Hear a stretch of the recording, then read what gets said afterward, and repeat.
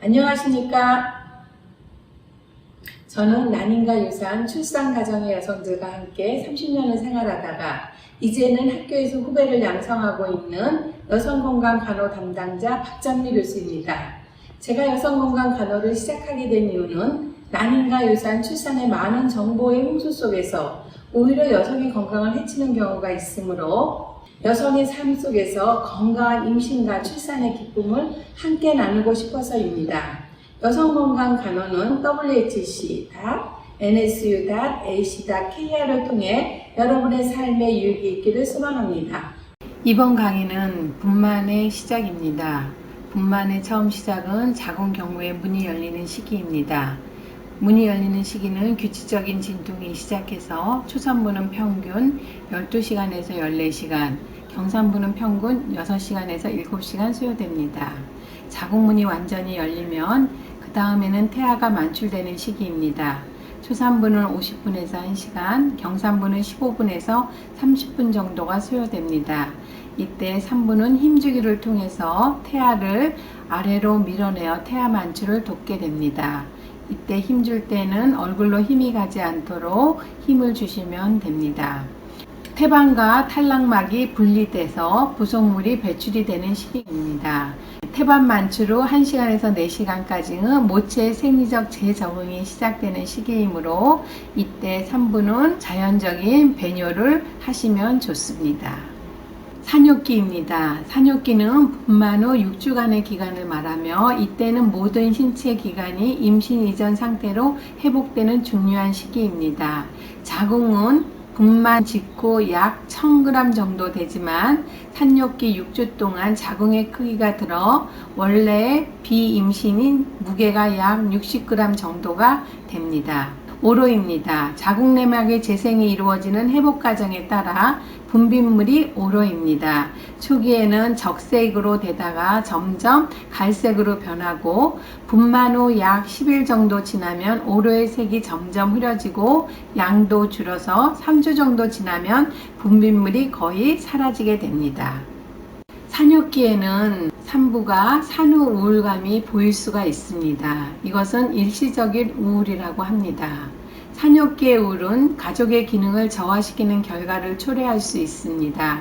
이때의 증상으로는 쉽게 울거나 의기소침하거나 식욕이 감토되거나 집중이 곤란되거나 수면장애와 불안 등이 올 수가 있는데 대부분의 산부에서는 산후 1에서 2주 내에 없어지지만 증상이 계속되는 것은 우울이 심해질 수가 있으므로 의사의 진료를 받습니다. 이때는 산부는 적절한 휴식과 영양을 취하고 신생아의 라포 형성에 자신감을 가지면 됩니다. 성생활입니다. 적절한 시기는 분만 후 2개월에서 3개월 정도이지만 산부의 상태에 따라서 성생활이 가능할 수가 있습니다. 혹시 임신을 원하지 않는 산모인 경우에는 이때도 피임을 하도록 권장하고 있습니다. 유주 분비는 수요 공급의 원칙입니다. 아기가 원할 때마다 젖을 주는 것이 가장 좋은 수유 방법입니다. 초기 신생아는 모유수에 적응하는 동안 하루에 원하는 정도로 먹이시면 되고 규칙적으로 수유 후에는 유방을 비우는 것이 지속적으로 젖을 생성하기 위해 반드시 필요합니다. 불충분한 유주 공급이라고 의심이 될 경우에는 수유 빈도가 하루에 8회 미만이거나 수유 시 유방을 충분히 비우지 못했으며 공급이 다시 되지 않습니다. 아기가 또한 충분히 빨지 못했거나 수유 시간이 짧은 경우도 원인이 될 수 있습니다. 그러나 점검 방법은 아기의 체중이 감소가 되나 체중의 증가 속도가 지연이 되거나 기저귀 가는 횟수가 하루에 6에서 8회 미만이거나 대변 보는 횟수가 하루에 2회 미만이거나 모유수에도 아기가 계속 먹고자 할 때는 한 번쯤 점검해 보시기 바랍니다. 수유의 시작은요. 첫 시작은 출산 시 태반이 만출되면서 내하 수체에서 유직 분비의 명령이 내려옵니다. 분만 후 초유는 산후 3 내지 4일경에 많이 생성이 되는데 초유는 성숙류에 비해서 단백질, 무기질, 특히 면역물질이 많으므로 꼭 초유 수유를 하시기 바랍니다. 젖먹이는 자세에 대해서 말씀드리겠습니다. 젖먹이는 자세는 인부가 편한 자세는 모두 가능합니다. 첫 번째, 앉아서 수유하기를 말씀드리겠습니다. 수유 시 가장 일반적인 자세로 수유하기가 쉽습니다. 어머니의 등이나 어깨 뒤, 팔꿈치 아래 그리고 무릎 아래 베개를 사용하여 편하게 앉습니다. 어머니는 팔꿈치 안쪽에 아기의 머리를 안고 어머니의 팔뚝으로 아기의 등을 받쳐주고 손으로 엉덩이나 허벅다리를 감싸줍니다. 이때 아기의 귀, 어깨, 엉덩이가 일직선상에 있어야 아기가 편하게 수유할 수 있습니다. 앉아서 수유하기입니다. 아기의 몸을 어머니의 팔과 평행하게 하고 아기 어깨를 받치고 기밋의 머리 쪽을 잡고 다리는 어머니의 옆구리에 감듯이 하고 앉습니다. 아기의 머리를 잘 지지하고 조절할 수 있어 유방이 크거나 젖꼭지가 납작하거나 함몰된 경우 또 젖을 빠는 힘이 약한 미숙아의 경우도 수유가 용이합니다. 특히 제왕절개로 분만한 경우 수술 부위에 압력을 가하지 않고 수유를 할 수 있습니다. 옆으로 누워서 먹이기입니다. 어머니가 옆으로 편하게 눕고 머리 및 어깨 뒤 허벅지 밑으로 베개를 받치면 어머니가 편합니다. 이때 아기는 어머니를 향해 옆으로 눕고 수유하는 동안 아기의 등 뒤에 작은 베개를 넣어 지지하면서 수유를 하시면 됩니다. 이 자세는 수유하면서 어머니가 쉴 수도 있고 해음부 불편감과 부종이 있을 때 좋은 수유 자세입니다. 아기가 엄마 젖을 원할 때는요. 수유는요, 신생아가 원할 때마다 먹인다는 것을 생각하시면 됩니다. 아기가 스스로 젖을 요구하므로 수유 간격은 저절로 정해지게 됩니다. 주의점은요, 아기가 원한 시간에 꼭 수유가 이루어져야 되고 신생아의 신호를 엄마가 파악하셔야 합니다.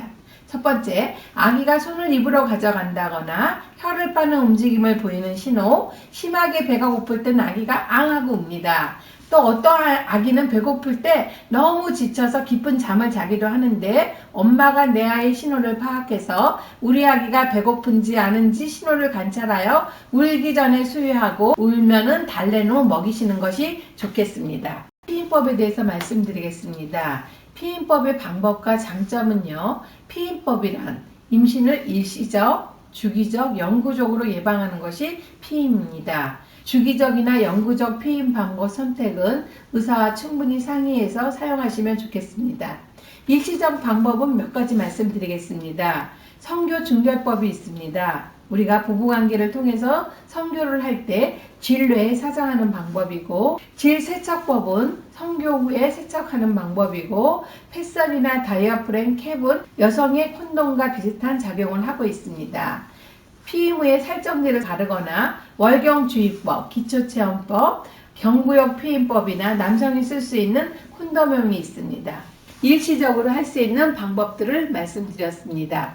장기적으로 지속적인 피임 방법으로는 자궁내 장치가 있습니다. 그 다음에 누바릭이나 피하에 이식하는 거, 임플란론이나 주사형 피임법이 있고, 영구적으로 임신을 못하게 하는 방법은 남성이 할 수 있는 정관절제술, 그 다음에 여성이 할 수 있는 난간절제술이나 난간결착술이 있습니다.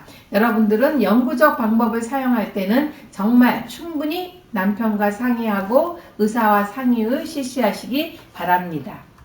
피임 후 성교 후 응급 피임법이 있습니다. 원리는 수정란이 자궁내막에 착상되는 시점을 기준으로 하여 착상 이전의 시기에 사용해야만 임신을 예방할 수 있고, 사용 방법은 호르몬제를 성교 후 72시간 내에 1회 복용하고 그 후 12시간 후 다시 1회 복용하는 방법입니다. 전문 의약품이므로 꼭 전문의의 상담을 받은 후 처방전이 있어야 구입하므로 의사와 충분히 상담을 하셔야 되고, 피임률은 약 95% 정도입니다.